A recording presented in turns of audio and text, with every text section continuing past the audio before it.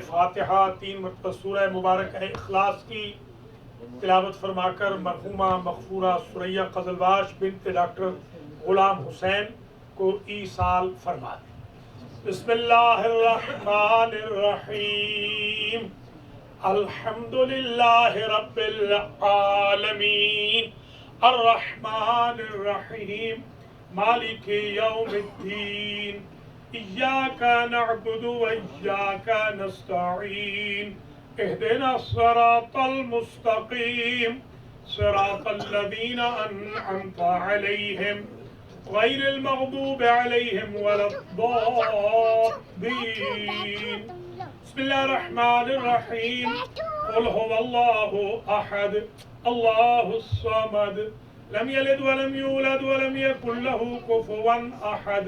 بسم الله الرحمن الرحيم، قل هو الله أحد الله الصمد لم يلد ولم يولد ولم يكن له كفوا أحد.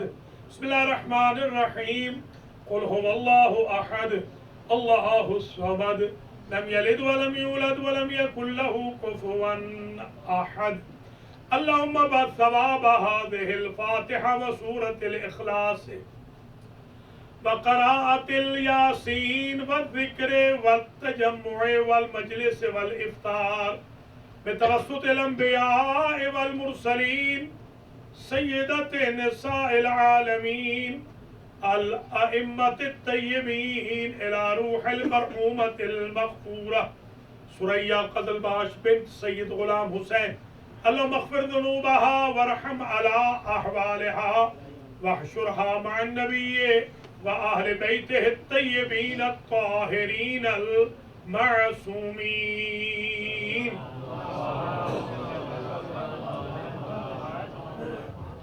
أعوذ بالله من الشيطان الرجيم. بسم الله الرحمن الرحيم، الحمد لله رب العالمين بارئ الخلائق أجمعين والعاقبة لأهل التقوى واليقين. الصلاة والسلام على سيد الأنبياء والمرسلين سيدنا ومولانا شفيع ذنوبنا وطبيب نفوسنا وحبيب قلوبنا حبيب إله العالمين أبي القاسم محمد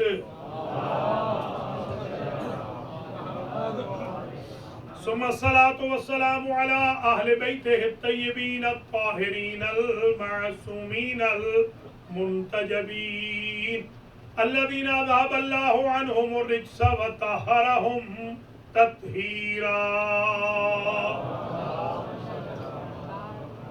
سيما بقية الله الأعظم روحي وأرواح العالمين لتراب مقدمه الفداء عجل الله تعالى فرجه الشريف.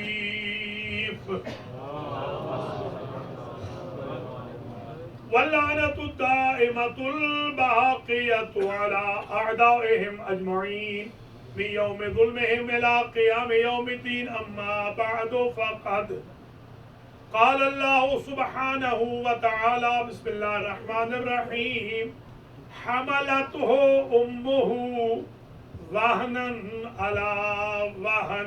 صلوات.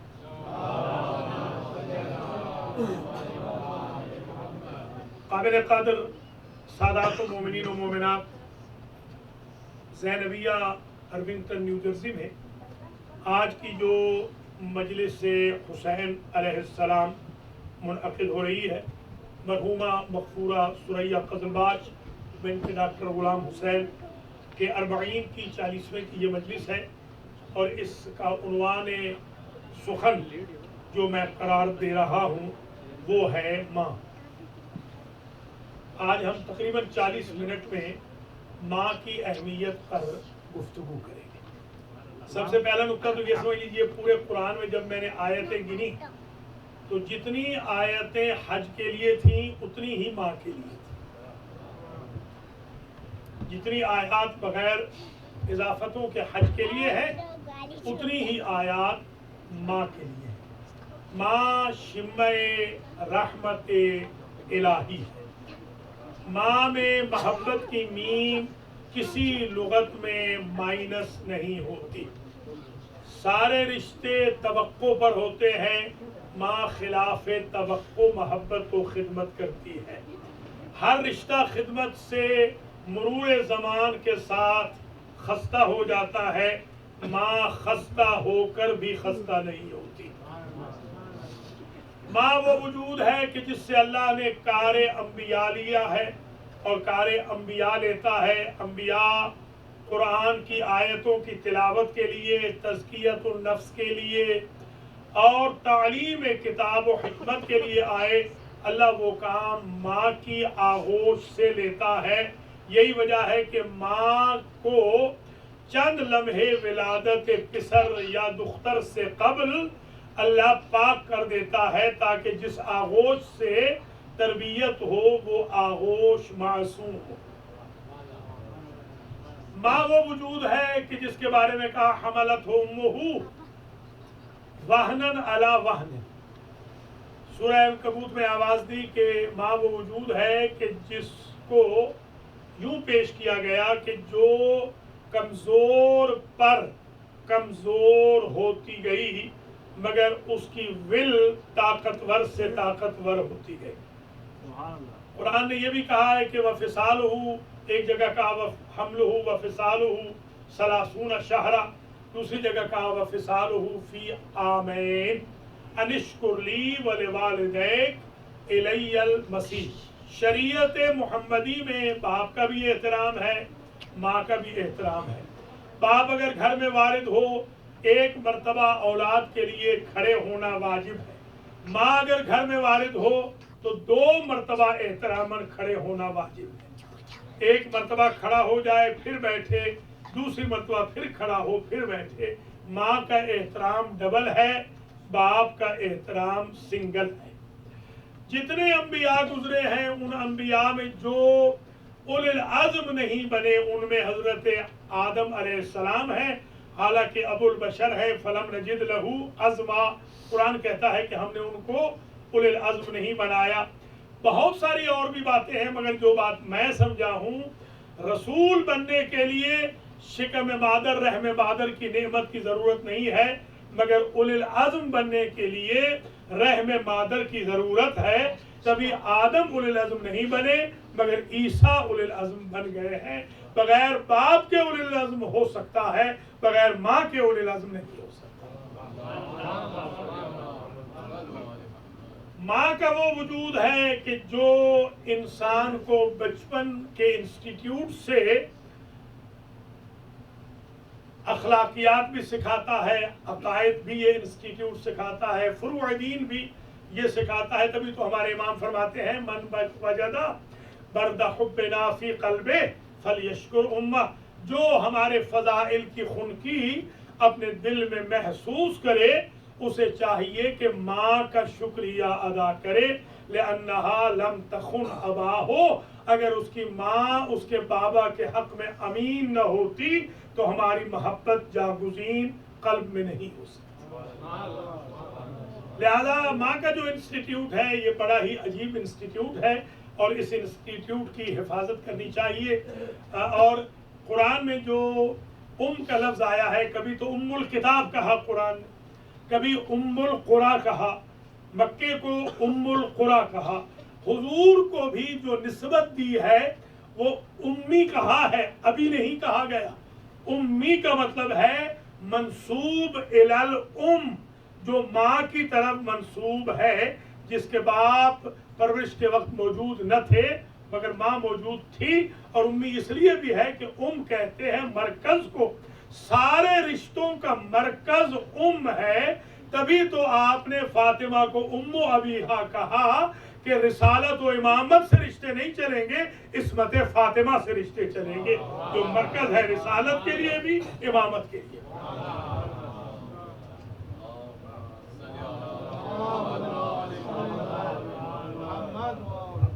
ماں کے رشتے کی قدر و منزلت یہاں سے اندازہ لگا سکتے ہیں آپ کہ اللہ کی ذات نے شیاطین کو رحم مادر کی نعمت سے محروم رکھا ہے۔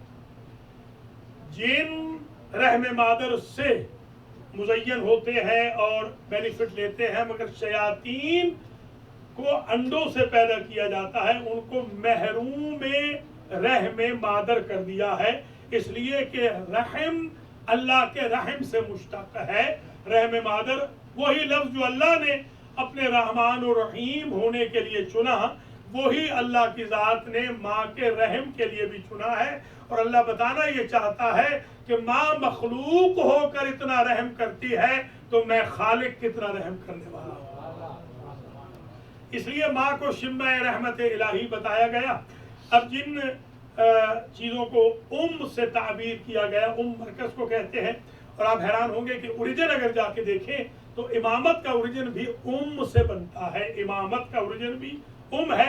اور یہ جو آپ دعائیں پڑھتے ہیں، دعائیں افتتاح پڑھتے ہیں اللہم انی افتتح الثناء، یا دعائیں کمیل پڑھتے ہیں اللہم انی اسألک، یا دیگر دعائیں پڑھتے ہیں اللہم در اصل میں تھا یا اللہ، یا کو ہٹا دیا، یا کا معنی ہوتا ہے انادی، اقصدو، اطلبو، تو امہ کو لے آئے یا کی جگہ پر سبسٹیٹیوٹ بنا کر، امہ کا معنی ہوتا ہے قصد کر، اے اللہ تو میرا قصد کر، تو میرا ارادہ کر۔ تو جو اوریجن اللہ نے دعا کے لیے کا رکھا ہے وہی ماں کے لیے کا رکھا ہے کہ مجھے اللہ کے نام سے بھی پکارو تو لفظ امہ سے پکارو۔ وہ اللہ یہ بتانا چاہتا ہے یا امہ کی وجہ سے استجابت ہوگی یا ماں کے رشتے کی وجہ سے، احترام کی وجہ سے قبولیت ہوگی۔ لِتُنذِرَ أُمَّ الْقُرَىٰ، یہ قرآن میں نے اس لیے نازل کیا ہے میرے حبیب آپ کے قلب مقدس کے اوپر تاکہ آپ ام القریٰ والوں کو ڈرائیں۔ یہ جو مکہ ہے، بستیوں کی ماں ہے، ان کو ام الکتاب کہا، فاتحۃ الکتاب کو ذرا غور فرمائیں۔ یہ جو سورۃ الحمد ہے اس کو کہا ام الکتاب، یہ ام القرآن ہے، اس کے 20 نام ہیں۔ اس ام الکتاب کے، ام القرآن کے 20 نام ہیں۔ اساس القرآن بھی اسی کو کہا گیا، سورۃ الحمد و شکر بھی اسی کو کہا گیا، سورۃ الدعاء بھی اسی کو کہا گیا۔ یہ جو ام الکتاب ہے اس کے بارے میں یہاں سے اندازہ لگا لیں کہ جیسے ماں کا رشتہ امپورٹنٹ ہے، ویسے یہ ام الکتاب اتنی امپورٹنٹ ہے کہ لا صلاۃ الا بفاتحۃ الکتاب، حضور نے فرمایا سارا قرآن پڑھ لو فاتحہ نہ پڑھو نماز نہیں ہے۔ اور اسی لیے آپ اگر عرب کنٹریز میں رہے ہوں تو لکھا ہوتا ہے ٹرکس کے پیچھے بھی، بسوں کے پیچھے بھی، یا رضا اللہ و رضا الوالدین، اللہ کی رضا ماں باپ کی رضا میں مضمر ہے۔ اگر کوئی بندہ چاہتا ہے رضی اللہ عنہ بن جائے یا عنہا بن جائے تو اسے چاہیے کہ ماں باپ کا احترام کرے۔ قرآن جو کہتا ہے لا تقل لہما فلا تقل لہما اف ولا تنہرہما، کہ ماں باپ کو اف نہیں کہنا، ماں باپ کو جھڑکی نہیں دینی۔ وبالوالدین احسانا، ماں باپ کے ساتھ ہمیشہ نیکی سے پیش آنا ہے۔ ووصینا الانسان بوالدیہ، کبھی کہا احسانا، کبھی احسان کے بغیر بھی کہا کہ ہم انسان کو ول لکھ کے دے رہے ہیں کہ تم اپنے ماں باپ کا خیال رکھنا۔ اگر آپ نماز سنتی پڑھ رہے ہوں، شریعت محمدی یہ کہتی ہے اگر آپ کے باپ آ جائیں آپ کو سزا دیں تو حکم یہ ہے کہ نماز کو مختصر کر دو، بعض ذکر اذکار چھوڑ دو، جلدی جلدی باپ کو لبیک کہو۔ اور شریعت کہتی ہے سنتی نماز پڑھتے ہوئے اگر آپ کو ماں بلائے تو نماز توڑ دو۔ اللہ فرماتا ہے میری ٹوٹی ہوئی نماز جڑ جائے گی، تمہاری ماں کا ٹوٹا ہوا دل نہیں جڑ سکتا۔ اب اندازہ فرمائیں یہاں سے کہ ماں کا کتنا احترام ہے، اور تبھی تو نبی کریم نے فرمایا النظرۃ الی الام حبا لها تعدل حجا مبرورا وعمرۃ مقبولا۔ فرمایا کہ اگر کوئی شخص ایک نگاہ اپنی ماں کے چہرے کی طرف محبت کی کرے تو یہ برابر ہے ایک حج مبرور کے، ایک عمرہ مقبولہ کے۔ اس بندے نے جو سامنے بیٹھا تھا حضور کا صحابی، اس نے کھڑے ہو کر کہا لو انظر الی امی 100 مرۃ، یا رسول اللہ اگر میں دن میں 100 مرتبہ اپنی ماں کے چہرے کی طرف رخ کروں، نگاہ کروں تو پھر مجھے کتنا ثواب ملے گا؟ حضور نے فرمایا تم نے خدا کو غریب سمجھا ہے، تم اپنی ماں کے چہرے کی طرف نگاہ کرتے نہ تھکو، اللہ تعالیٰ تمہیں حج کا ثواب دیتا جائے گا۔ دوسرے لفظوں میں خانہ کعبہ کو، بیت اللہ کو تو اللہ نے آپ کے گھروں میں رکھ دیا ہے، آپ ماں کا طواف کر کے خود حاجی نہ بنے تو اس میں شریعت کا تو کوئی قصور نہیں ہے۔ لہذا یہ جو ماں کی اہمیت ہے، ماں کا مقام ہے، ماں کی عزت ہے، ماں کا درجہ ہے، اتنا درجہ ہے کہ حدیث شریف میں نے کسی میں نہیں پڑھا کہ الجنت تحت اقدام الآباء، باپ کے قدموں کے نیچے جنت ہے، میں نے نہیں پڑھا۔ باپ کی خدمت میں جنت ضرور ہے، باپ کی خدمت میں ہے، ماں کے قدموں کا کہا ہے حضور نے، الجنت تحت اقدام الامہات، ماؤں کے قدموں میں جنت ہے۔ آپ ذرا غور فرمائیں، جنت کا سٹیٹس کیا ہے؟ جنت کا سٹیٹس یہ ہے کہ ریوارڈ جو ہمیں ملے گا اچھائیوں کا وہ جنت میں ملے گا۔ اب اس ماں کا مقام دیکھیں، وہ جنت جو ریوارڈ ہے ساری زندگی کی نیکیوں کا، وہ ماں کے قدموں کے نیچے ہے، ماں کے قدم اوپر۔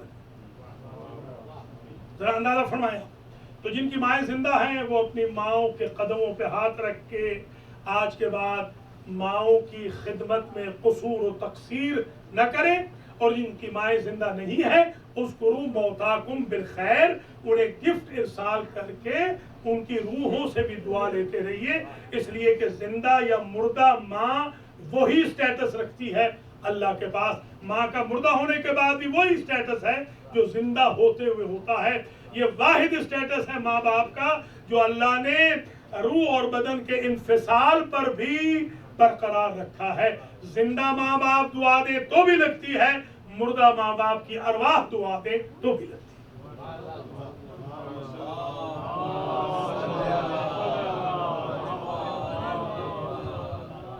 اب ذرا ملاحظہ فرمائیے کہ ماں ایسا وجود ہے کہ ماں شیر مادر، ماں کا جو دودھ ہے، ماں کا دودھ باپ کی صلب کی خون کی تاثیر کو بھی بدل دیتا ہے۔ میں ایگزامپل دوں گا، آپ حیران ہو جائیں گے۔ مولا علی کے سب سے بڑے حریف کا بیٹا مولا علی کا بیٹا شمار ہونے لگتا ہے محمد، اس لیے کہ ماں کے دودھ کی تاثیر نے باپ کے خون کی تاثیر بدل دی۔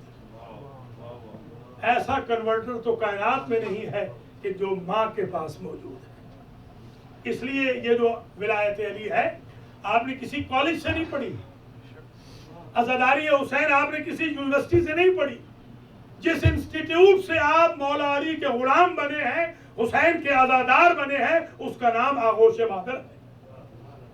اسی لیے تو حکم بھی ہے ایاکم والخضراء الدمن، جب اپنی شریک حیات کا انتخاب کرنے لگو تو ظاہری رونق پہ نہ جانا، بلکہ یہ خیال رکھنا کہ قیامت تک کے لیے آپ کی نسل کے تربیت کے انسٹیٹیوٹ کی استاد کا نام ہے ماں اور آپ کی زوجہ، لہذا یہ خیال رکھنا ہے۔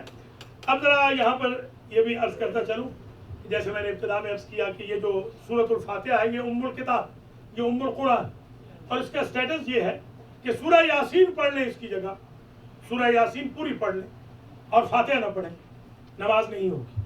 آپ آج تشریف لائے ہیں، یاسین بھی پڑھی گئی، فاتحہ بھی پڑھا گیا۔ آپ اگر باہر جا کے کہیں آج ہم مجلس یاسین میں گئے تھے، کسی کو سمجھ نہیں آئے گا۔ آپ کہیں مجلس فاتحہ میں گئے تھے، سب کو سمجھ آ جائے گا۔ قرآن پورا پڑھ لیتے ہیں آپ، یہ نہیں کہتے مجلس قرآن سے آ رہے ہیں، کہتے ہیں مجلس فاتحہ سے آ رہے ہیں۔ فاتحہ ایک بھاری ہے، اور اسی لیے قرآن میں ہے وَلَقَدْ آتَيْنَاكَ سَبْعًا مِنَ الْمَثَانِي وَالْقُرْآنَ الْعَظِيمَ۔ اے میرے حبیب، آپ کو ہم نے قرآن دیا اور قرآن کے ہم پلہ سورۃ الفاتحہ کو دیا۔ سورۃ الفاتحہ عجیب ہے کہ حدیث شریف میں آتا ہے کہ سارے قرآن کا عوض ہے، وَلَيْسَ لَهَا عِوَضٌ، الفاتحہ تو عوض، فاتحہ سارے قرآن کا عوض بن سکتا ہے۔ صرف فاتحہ پڑھ لیں، دوسری سورت نہ پڑھیں، نماز ہو جاتی ہے، مگر سارا قرآن پڑھ لیں، فاتحہ نہ پڑھیں، نماز نہیں ہوتی۔ اچھا، اب یہ جو فاتحہ ام الکتاب ہے، یہ جو ماں ہے، روٹ ہے، مرکز ہے، اس کے اندر اللہ کی ذات نے 7 آیتیں رکھی. 7 آیتیں ہیں، 7 مطلب ہیں، اور اس میں 7 ہیں اور 7 نہیں. 7 کیا ہے؟ 7 آیتیں ہیں، 7 مطلب ہے، 7 جگہ رکنا ہے، وقف ہے 7.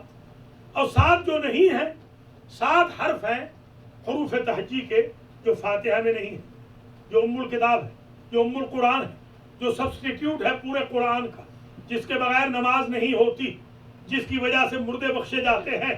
احیاء الاموات کی صورتوں میں پہلا نمبر ہے سورۃ الفاتحہ کا.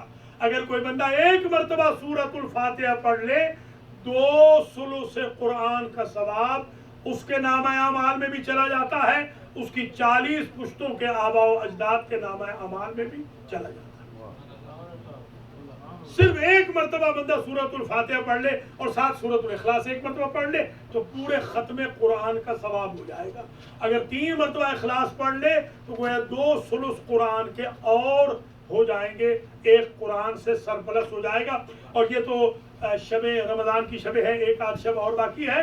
میں آپ کی خدمات عاریہ میں ایک حدیث شریف بھی عرض کر دوں. حضور نے فرمایا اگر کوئی شب رمضان میں 1 نماز پڑھ لے، پہلی 2 رکعت ہے، پہلی رکعت میں 1 مرتبہ فاتحہ، دوسری میں 3 مرتبہ سورہ اخلاص، اللہ تعالی ہر رکعت کے بدلے میں 1,00,000 فرشتے کو اپوائنٹ کر دیتا ہے اس بندے پر جس نے یہ 2 رکعت نماز پڑھی ہو، جو آخری وقت حیات تک اس کی حفاظت کرتے رہے. 1 آدھ شب جو باقی ہے کم از کم 1-2 دفعہ ہی انسان یہ پڑھ لے. ہو سکتا ہے آج ہی کی شب ہو، کل کی شب نہ بھی ہو، اسی نماز کو بھی پڑھ لیں تو کم از کم یہ مرحومہ و مغفورہ کی مجلس سے ایک گفٹ ہو جائے گا. اور یہ بھی یاد رکھ لیجئے کہ جو وداع ہے، آج جمعۃ الوداع بھی تھا اور وداع رمضان بھی ہے کل. ظاہر ہے کہ آج شب سمجھ لیں، ظاہر ہے کہ جو 29 کی شب ہوتی ہے وہ تو ڈیفینیٹ ہوتی ہے، 30 کی شب کا تو یقین نہیں ہوتا. 29 کی شب میں دعائے وداع پڑھی جاتی ہے. اس میں کہا جاتا ہے اللہم لا تجعلہ آخر العہد منا وَإِن جَعَلْتَهُ فَجَعَلْنَا مِنَ الْمَرْحُومِينَ وَلَا تَجْعَلْنَا مِنَ الْمَحْرُومِينَ. بار الہا اسے ہماری زندگی کا آخری رمضان قرار نہ دینا، اور اگر دے بھی دیا ہو تو ہمیں مرحومین میں سے قرار دینا، محرومین میں سے نہ بنا. تو ظاہر سی بات ہے کہ آج کیونکہ یہ مناسبت بھی ہے اس اعتبار سے بھی کہ رمضان جا رہا ہے، ہمارے ہاں اور ہمارے ائمہ کے ہاں ذرا سا فکر کا اختلاف ہے. ہمارے یہاں جب رمضان آ رہا ہوتا ہے تو ہمارے دل بیٹھ رہے ہوتے کہ بھوکا پیاسا رہنا پڑے گا. جب رمضان جا رہا ہوتا ہے تو ہماری باتیں کھل رہی ہوتی کہ چلیے جان چھوٹنے والی ہے. ہمارے نبی و ائمہ کا طریقہ اور تھا. رمضان آ رہا ہوتا تو خوش ہوتے، رمضان جا رہا ہوتا تو یبکی بکاءً شدیدہ دھاڑے مار کے رو رہے ہوتے. حتیٰ کہ یہاں تک لوگوں نے کہا ہم جو بیت الشرف میں حاضر ہوئے ہم نے سمجھا ہمارے امام کے گھر میں کوئی دنیا سے چلا گیا ہے. ہم نے جو پوچھا تو انہوں نے کہا اس سے بڑا رنج کیا ہوگا، دکھ کیا ہوگا، غم کیا ہوگا، تکلیف کیا ہوگی کہ وہ مہینہ جا رہا ہے جس میں 1 آیت پڑھتے تھے تو ختم قرآن کے برابر تھی، جس میں 1 فریضہ ادا کرتے تھے 70 لکھے جاتے تھے، جس میں سانس لیتے تھے تسبیح لکھی جاتی تھی، سو جاتے تھے تو عبادت لکھی جاتی تھی. تو گویا آج کی جو مجلس ہے اس میں کافی ایجنڈے اکٹھے ہو گئے ہیں. میں جلدی جلدی چاہوں گا تمام کو آپ کی خدمات عاریہ میں سمیٹ دوں. تو ایک تو یہ ضروری بات سمجھ لیجئے کہ رمضان کے جانے پہ خوش نہیں ہونا چاہیے بلکہ بندے کو اندر سے تکلیف ہو، اور رمضان میں جو کچھ سیکھا ہے اس کو امپلیمنٹ کرنا ہے. امپلیمنٹ کرنا ہے. رمضان میں جو کچھ آپ نے سیکھا ہے پورے سال میں اس کو امپلیمنٹ کرنا ہے. رمضان کو رمضان اسی لیے کہتے ہیں لأن الرمضان یرمز الذنوب. رمضان کہتے ہیں جلا دینے والے کو. یہ کیسے جلا دیتا ہے؟ ایک تو تپش ہوتی ہے اندر، روزہ لگتا ہے، پیاس لگتی ہے، یہ تپش ہے. دوسری بات امام نے یہ فرمائی لأن الرمضان یرمز الذنوب. رمضان کو رمضان اس لیے کہتے ہیں کہ یہ گناہ جلا کے راکھ کر دیتا ہے. فرشتے بھی ڈھونڈنا چاہیں ان کو صائم بندے کے، روزہ رکھنے والے کے گناہ نہیں ملتے. جس طرح خاکستر لکڑی نہیں بن سکتی اس طرح جلے ہوئے گناہ دوبارہ وجود میں نہیں آ سکتے. تو یہ جو ایک شب باقی ہے، ایک دن باقی ہے، ہو سکتا ہے 2 دن ہو، ہم تو کہتے ہیں 2 ہی دن ہو، تاکہ اور ایک شب مل جائے، عبادت طرح اور ہو جائے، تھوڑا سا قرآن اور ہم پڑھ لیں۔ ہمارے ائمہ 40 ختم قرآن فرماتے تھے رمضان المبارک کے اندر، 40 ختم قرآن ہمارے ائمہ فرماتے تھے، اور ہم ایک قرآن بھی ختم نہ کر سکے۔ ہمیں تو نو کے نیزہ پہ جن کے امام نے قرآن پڑھا تھا ان کو پوری زندگی میں قرآن پڑھنا چاہیے۔ کسی اور کے امام نے نو کے نیزہ پہ قرآن نہیں پڑھا ہے، کوئی اور امام نہیں ہے جو ایک شب میں 1.25 قرآن ختم کرتے ہوں، یہ ہمارے ائمہ ہیں جو ایک شب میں 1.25 قرآن ختم فرما دیا کرتے تھے۔ یہ جو مجالس سے ترغیب و فاتحہ ہوتی ہیں، ان میں ایک طرف تو ہم نے اس ٹاپک کا حق ادا کرنا ہوتا ہے، جیسے ماں کے بارے میں کچھ گزارشات میں نے پیش کی، پھر اوکیجنل ہوتا ہے، اور پھر جو منازل آخرت ہے وہ ایک اہم اور آخری موڑ ہے آج کی تقریر کا، اور اس کو ہم سیریز بھی بنا رہے ہیں مجالس آخرت کی۔ تو آج مجھ سے کہا گیا کہ 18ویں مجلس ہے آج نیو یارک نیو جرسی میں منازل آخرت کے عنوان پر، تو میں چاہتا ہوں چند جملے آپ کی خدمت میں منازل آخرت کے عرض کروں۔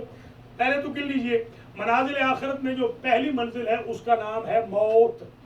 موت پہلی منزل ہے، مرنے کے بعد کوئی واپس نہیں آتا، اور کل نفس ذائقۃ الموت، ہر ایک کو موت کا ذائقہ چکھنا ہے۔ اور موت 2 قسم کی ہوتی ہے، ایک موت سخت ہے اور ایک موت بڑی نرم ہے۔ دونوں کو ذرا سن لیجئے۔ فضیل عیاض ہیں، وہ مدینہ کے اندر اسکول چلاتے ہیں۔ ان کا کہنا یہ ہے کہ میرے ایک شاگرد تھے، جوانی میں ان کو موت آنے لگی، جب پتہ چلا کہ مر رہے ہیں تو میں ان کے قریب پہنچا، میں نے سورہ فاتحہ کی تلاوت کی تو وہ فوراً مجھے روک رہا ہے کہ فاتحہ میرے سامنے نہ پڑھو۔ میں نے یاسین کی تلاوت شروع کی، اس نے کہا یاسین بھی نہ پڑھو۔ تو میں نے اپنے شاگرد سے پوچھا کہ آخر کیا وجہ تھی، تم کون سا گناہ کرتے تھے کہ وقت آخر تم نہ یاسین سن پا رہے ہو، نہ فاتحہ زبان پہ لا پا رہے ہو، نہ کلمہ شہادت تمہاری زبان پہ آ رہا ہے؟ تو انہوں نے کہا استاد محترم، اگر کوئی بندہ زندگی میں 3 گناہ کرے تو اللہ تعالیٰ اس کی قبض روح خیر پر نہیں ہونے دیتا۔ ان میں سے ایک ہے شرب نبیذ، اور دوسری ہے تہمت، اور تیسری ہے غیبت۔ اگر مومن پہ تہمت لگائے، مومن کی بیک بائٹنگ کرے یا شرب نبیذ کرے تو بندے کی قبض روح صحیح نہیں ہو سکتی۔ دوسری طرف دیکھ لیجئے، سلمان فارسی ہیں، وہ کہتے ہیں مجھے نبی نے کہا تھا کہ جب تم جاؤ گے قبرستان میں اور مردہ تم سے بات کرے تو سمجھنا کہ تمہارا وقت آخر آ گیا۔ اسبغ ابن نباتہ کو لے کر چلے، ان کے کندھے پہ سہارا لے کر مدائن کے قبرستان میں، اور وہاں جا کر کہا السلام علیکم یا اہل القبور، قبروں والوں میرا سلام ہو۔ ایک قبر سے آواز آئی وعلیک السلام یا صاحب ولی اللہ، اے علی کے صحابی میرا بھی سلام۔ سمجھ گئے وقت آخر تو آ گیا۔ کہتے ہیں اس سے بندہ بڑا نیک لگ رہا ہے بہت پرانی قبر، اس سے لگے ہاتھوں یہ بھی پوچھ لوں، کوئی پرچہ ہی آؤٹ کرا لوں۔ کہا کہ کیف وجدت موتک یا عبد اللہ، اللہ کے بندے تجھے موت کیسے آئی تھی؟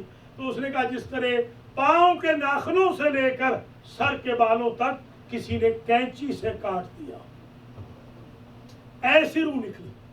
کہا تمہیں یہ معلوم نہیں تھا کہ کچھ کام ایسے ہیں جن کی وجہ سے بندے کی قبض روح ایسے ہوتی ہے کہ جیسے شربت پی رہا ہو سخت گرمی میں؟ کہا پتہ تو چلا مگر قبر میں آ کے پتہ چلا۔ تو وہ کیا ہے؟ کہا 3 کام ایسے ہیں اگر کوئی بندہ کر لے تو اس کی قبض روح بڑی آسان ہو جاتی ہے۔ کون کون سے کام؟ نمبر 1 نماز تہجد، اگر کوئی بندہ نماز تہجد پڑھتا ہو تو قبض روح آسانی سے ہو جائے گی۔ نمبر 2 روزوں کا رکھنا۔ نمبر 3 الصدقۃ السر، صدقہ کا چھپا کے دینا، دائیں ہاتھ سے دیں تو بائیں کو خبر نہ ہو، تاکہ اگلے کی عزت بھی محفوظ رہے اور تمہارے اندر غرور بھی پیدا نہ ہو۔ یہ 3 کام کر لو تو قبض روح بڑی آسانی سے ہو جائے گی۔ چلیے ایک منزل موت کی جو تھی پہلی منزل آخرت کی، اس میں ذرا سا پرچہ بھی آؤٹ ہو گیا، آسانی ہو گئی۔ اب آ جائیے دوسرا مرحلہ، القبر اما روضۃ من ریاض الجنہ او حفرۃ من حفر النیران۔ نبی نے فرمایا یہ قبر اٹ سیلف کچھ نہیں ہے، یہ قبر یا تو جہنم کی بھٹی ہے اور یا جنت کے باغوں میں سے ایک باغ. اب پرچہ بھی آؤٹ کیا حضور نے. الا ومن احب علی، جو علی سے محبت کر لے، حانت علیہ سکرات الموت، موت کی سختی اس بندے کے لیے ختم کر دی جاتی ہے. وَيَجْعَلُ قبر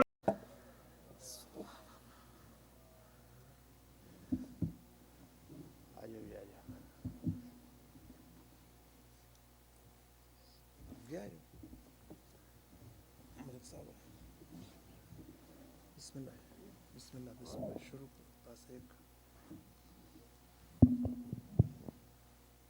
محمد محمد صلی اللہ اللہم صلی علی محمد وآل محمد. جائے میں حسین جلال، میں حسین جلال، میں جلال ہے میں حسین. سبحان اللہ.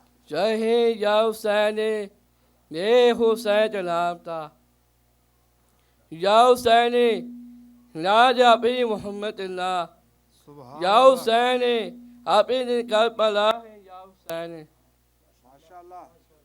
یا حسین کربلا ہے میں حسین، یا حسین کربلا آہ میں یا حسین ہے نام کرے حاجی.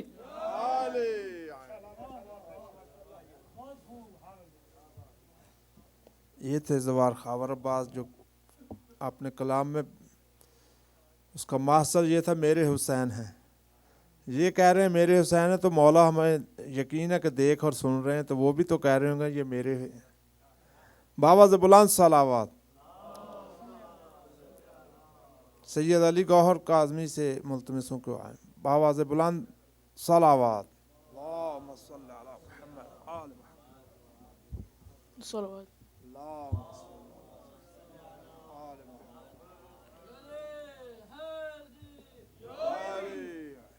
ام لیلا سنبھال زینب کو، ام لیلا سنبھال زینب کو، لا رہا ہوں میں لاش اکبر. ام لیلا سنبھال زینب کو، لا رہا ہوں میں لاش اکبر. ام لیلا سنبھال زینب کو، بولے ہوں گے حسین یہ رو کر.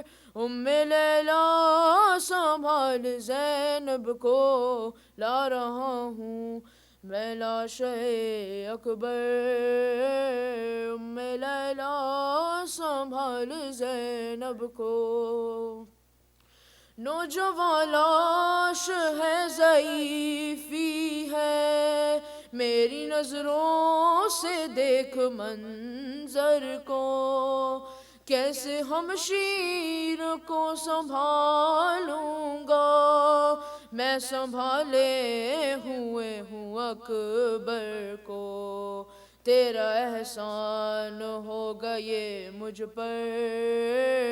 ام لیلا سنبھال زینب کو، لا رہا ہوں میں لاش اکبر.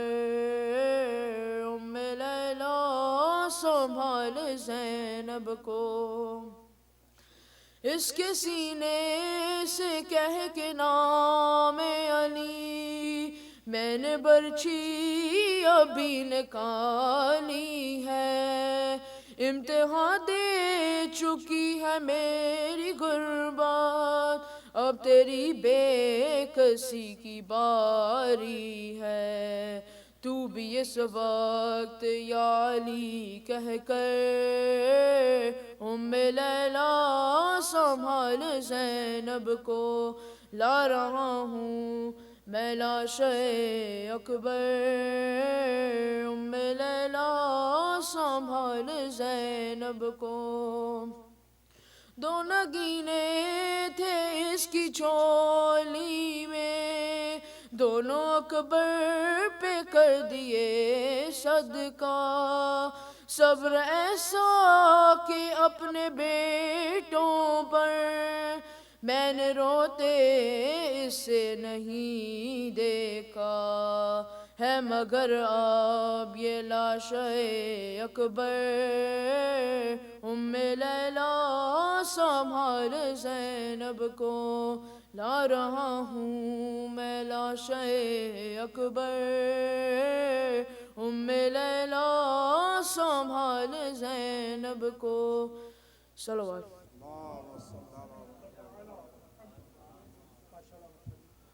سید اسلم مہدی رضوی سے ملتمسوں کو بائیں باواز بلند صلوات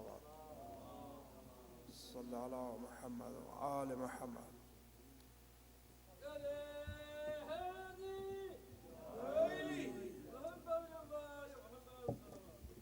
اللہم صلی اللہ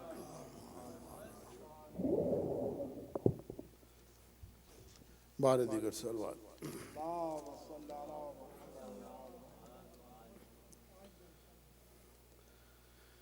نہ پوچھ میرا حسین کیا ہے نہ پوچھ میرا حسین کیا ہے حسین دل ہے حسین جاں ہے حسین قرآن کی زبان ہے حسین سجدوں کی سر زمین ہے حسین زینوں کا آسمان ہے نہ پوچھ میرا حسین کیا ہے حسین زخموں بھری کہانی حسین زخموں بھری جبیں ہے حسین عظمت کا آستاں ہے اٹھا رہا ہے جو لاش اکبر حسین بوڑھا نہیں جوان ہے نہ پوچھ میرا حسین کیا ہے حسین ایمان کی جستجو ہے حسین یزداں کی آبرو ہے حسین تنہا تھا کربلا میں حسین کا ذکر چار سو ہے حسین کا حوصلہ نہ پوچھو حسین لٹ کر بھی سرخرو ہے وہ ڈھیر فوجوں کے درمیاں بھی حسین تنہا کھڑا ہوا ہے نہ پوچھ میرا حسین کیا ہے حسین نکھرا ہوا قلندر حسین بپھرا ہوا سمندر حسین بستے دلوں کے آگے حسین اجڑے دلوں کے اندر خدا کی بستی ہی خیمگاہ ہے حسین کی سلطنت کے اندر حسین آقا شکا نشیں ہے حسین دھرتی کی آتما ہے نہ پوچھ میرا حسین کیا ہے بر محمد وآل محمد صلی اللہ علیہ وسلم آدم راشد زیادی سے مستمسوں کے وہاں راشد زیادی بآواز بلند صلوات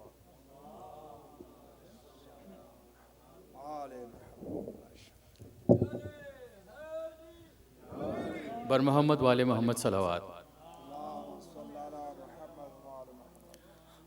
آیات حل عطا کی سناتی ہیں روٹیاں آیات حل عطا کی سناتی ہیں روٹیاں زہرا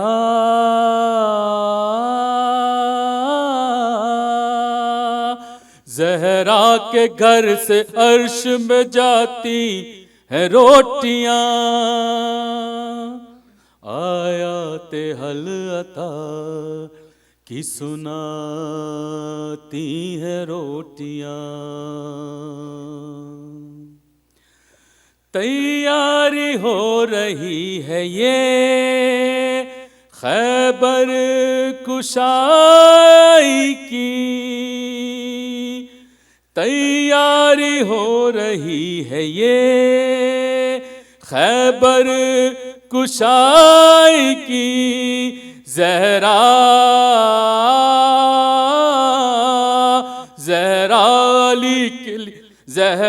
علی کو جو کی کھلاتی ہیں روٹیاں آیات حل عطا کی سناتی ہیں روٹیاں بر محمد والے محمد صلوات یہ بالکل نیا کلام ہے انشاءاللہ میں پیش کروں گا ابھی جو کہ مصروف سلام شہداء رہتا ہے گو وہ رہتا نہیں پر نام صدا رہتا ہے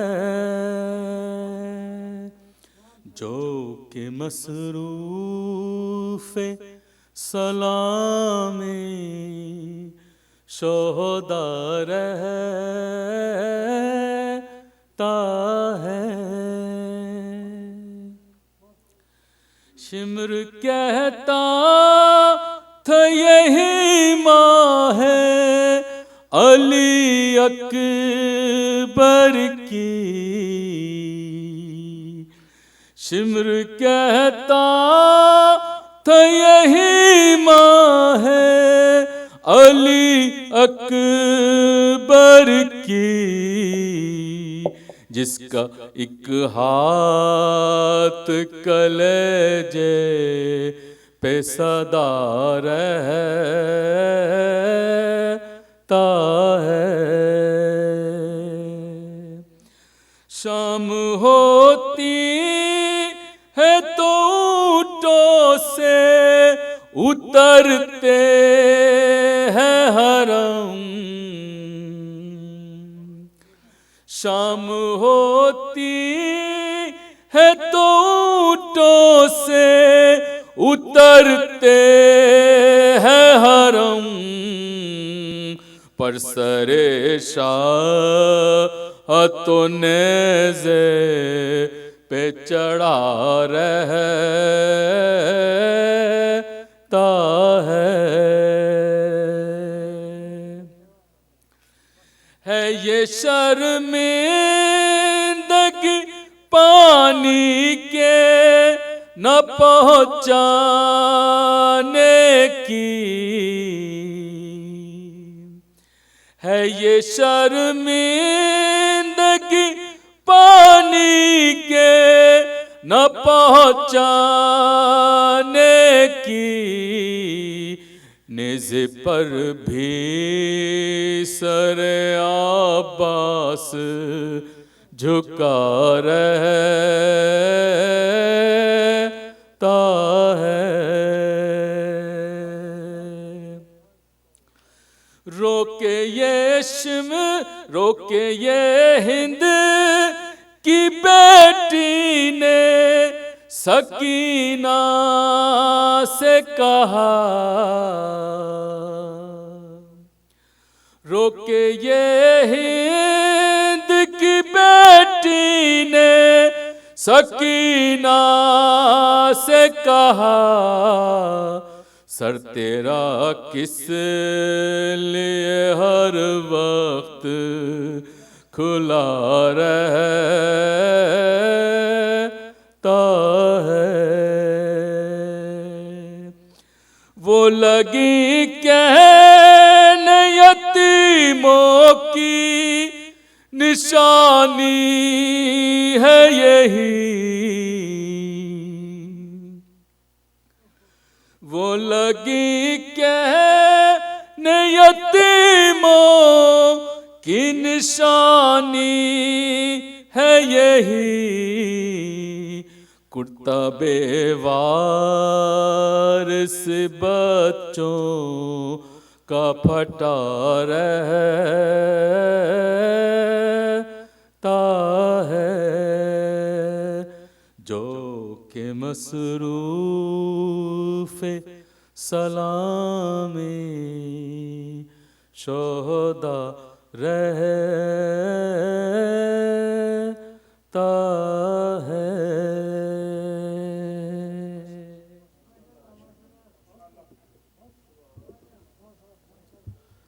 ملتمس ہوں ذاکر اہل بیت سید مقصود حسین جعفری صاحب سے کہ وہ تشریف لائیں، بآواز بلند صلوات۔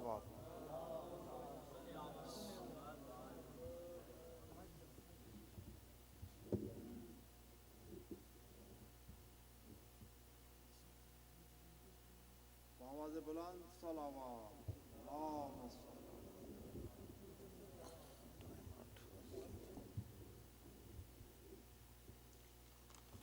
اعوذ باللہ من الشیطان الرجیم، بسم اللہ الرحمن الرحیم، الحمد للہ رب العالمین، الصلاۃ والسلام علی سید الانبیاء و عطرتہ الطیبین والطاہرین، صلوات سارے بلند۔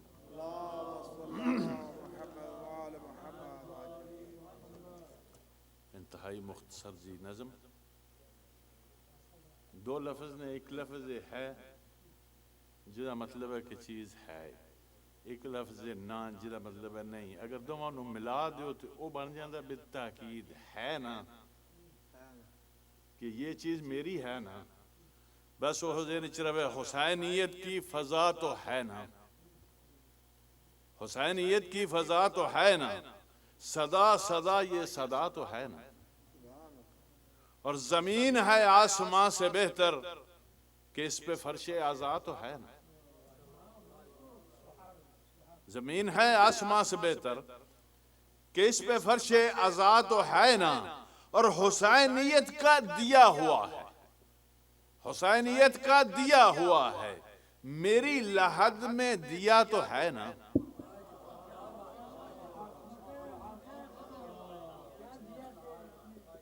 میری لحد میں دیا تو ہے نا، اگر یہ سینہ حسین کا ہے میرا یہ دل کربلا تو ہے نا، اور نماز جس کی قضا نہیں ہے، نماز جس کی قضا نہیں ہے، حسینیت آشنا تو ہے نا، حسینیت آشنا تو ہے نا، اور نجات مشکل ہوئی تو کیا ہے، علی ہی مشکل کشا تو ہے نا، نجات مشکل ہوئی تو کیا ہے، علی ہی مشکل کشا تو ہے نا، نصاریوں کا خدا نہیں پر علی کا رتبہ جدا تو ہے نا، چلو مجازی ہی مانتا ہوں، چلو مجازی ہی مانتا ہوں، وہ فاطمہ کا خدا تو ہے نا، چلو مجازی ہی مانتا ہوں، وہ فاطمہ کا خدا تو ہے نا، چلو خلافت سنبھال لو تم، چلو خلافت سنبھال لو تم، بطول تم سے خفا تو ہے نا، بطول تم سے خفا تو ہے نا، حسین پہ مر کے جی رہا ہوں، حسین پہ مر کے جی رہا ہوں، فنا کے اندر بقا تو ہے نا، فنا کے اندر بقا تو ہے نا، اور سلام ہر ماتمی کی ماں کو، سلام ہر ماتمی کی ماں کو، حلال زادہ جنا تو ہے نا۔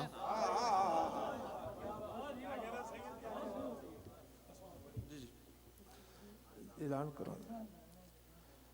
مومنین کرام، قبل اس کے کہ میں قبلہ کعبہ کو دعوت سخن دوں اور ان کو فروز ممبر ہوں، آج کی مجلس عزا جو کہ منازل آخرہ کے عنوان سے 17 نمبر خطاب فرمائیں، یہاں پہ نماز پنجگانہ باجماعت ادا کی جاتی ہیں، پابندی وقت کے ساتھ شرکت کی استدعا ہے، اور کل انشاءاللہ ختم قرآن ہے اور دورہ قرآن کا آغاز 6 بجے ٹھیک ہو جاتا ہے۔ آپ سے پابندی وقت کے ساتھ شرکت کی استدعا ہے، اپنے مرحومین کے نام بھی لکھ کے لائیں ساتھ تاکہ ان کے لیے دعا کی جائے۔ اور 3 جولائی کو واشنگٹن ڈی سی میں سعودی کونسلیٹ کے سامنے جو کہ بقی کے تعمیر کے سلسلہ میں احتجاجی مظاہرہ ہوتا ہے، اس سال بھی انشاءاللہ یہاں سے بسیں جائیں گی۔